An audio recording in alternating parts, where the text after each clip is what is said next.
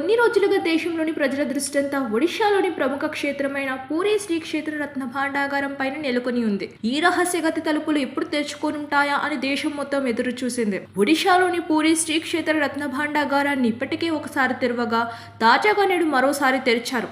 రహస్యగతిలోని విలువైన వస్తువుల్ని తాత్కాలికంగా ఏర్పాటు చేసిన స్ట్రాంగ్ రూమ్ కి తరలించనున్నారు.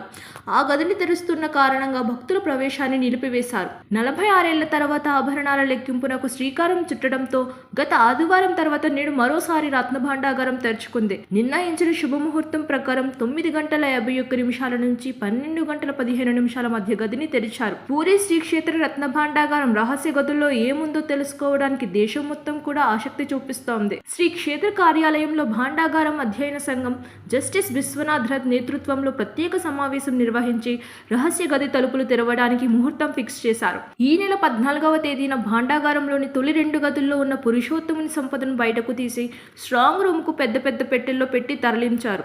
అయితే తాజాగా రత్న భాండాగారంలోని మరిన్ని గదులను నేడు తెరిచారు. అందులోని సంపదను, విలువైన వస్తువులను తాత్కాలికంగా ఏర్పాటు చేసిన స్ట్రాంగ్ రూమ్ లో భద్రపరచనున్నారు.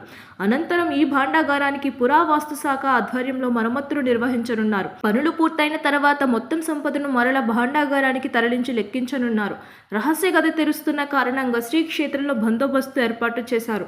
సంపద లెక్కింపుకు మరికొన్ని రోజుల సమయం పట్టే అవకాశం ఉంది. సబ్స్క్రైబ్ చేయండి. Please do subscribe to Please like, share and subscribe to top Telugu TV. Top Telugu TV. Top Telugu TV.